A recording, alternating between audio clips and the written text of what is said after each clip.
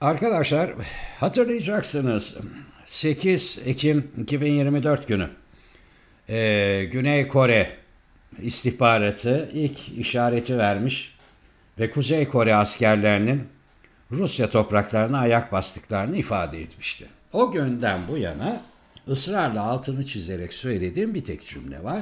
Bu gelişme muhtemel bir 3. Dünya Savaşı'nın iki cephesini, yani Avrupa cephesiyle Pasifik cephesini birleştirecek bir kimlik taşıması açısından son derece tehlikelidir.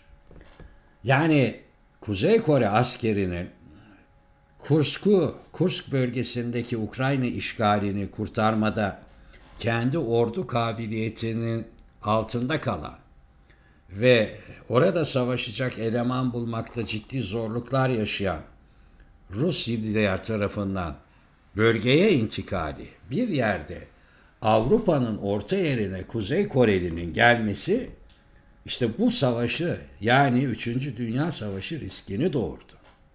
Dikkat edin, Çin ne kadar sakin. Taraflara sürekli olarak aman sakin olun, görüşelim, müzakere açalım. Kimse kimseye bir şey yapmasın. Bu gidişin sonu kötü. Herkes bir şekilde toparlansın deyip duruyor. Bence akıllılık ediyor. Yani yangına körükle gitmeyen bir Çin'le karşı karşıyayız. Niye?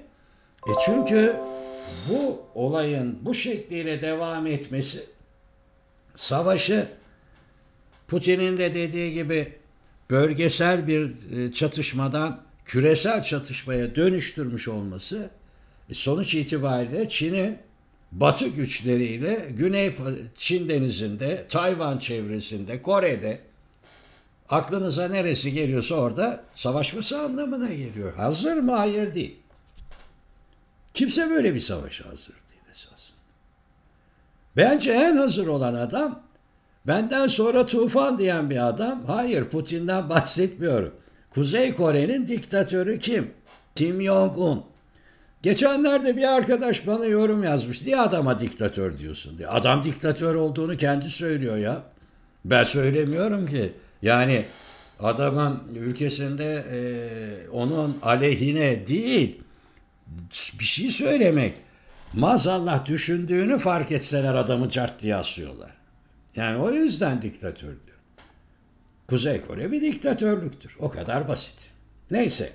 Şimdi o çıktı.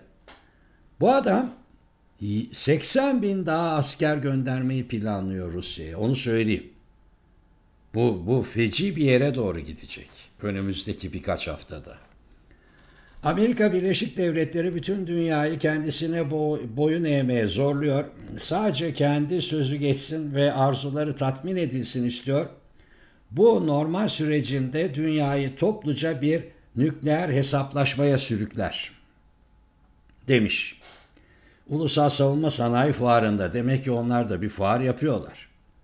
Katılanlar da var. Bence macera arayan Afrikalılar falan, acaba ben bir balistik füze sahibi olabilir miyim diye gidebilirler, bilemiyorum.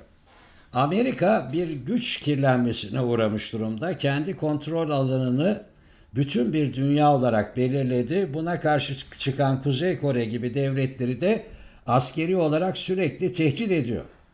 Bu nedenle Kore Yarımadası her an bir nükleer hesaplaşmaya sahne olabilir. Güney Kore'de nükleer silah yok.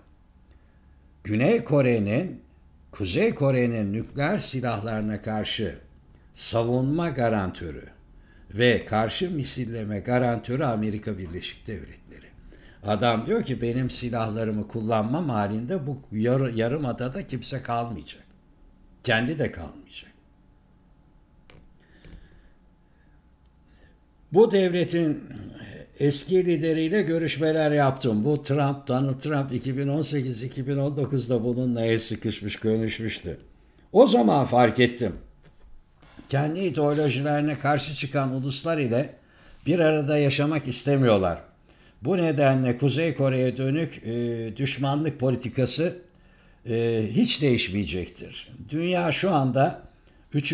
Dünya Savaşı sonrası en kaotik çağını yaşıyor.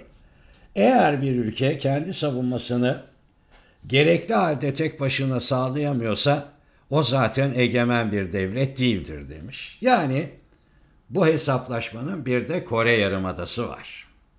Güney Çin var, Kore var, Tayvan var, Ukrayna var, Polonya var, Belarus var, var. Geçelim. Belarus lideri Alexander Lukashenko 32 yıldır ülkesini yönetiyor. Yaşanılmakta olan gelişmeler 3. Dünya Savaşı riskini çok yükseltti diyor. Minsk Üniversitesi'nde konferans vermiş. Uzun süredir muhtemel 3. Dünya Savaşı'nın nasıl ve hangi şartlarda çıkabileceğini konuşuyoruz. Bu olayın başlangıç anına geldik.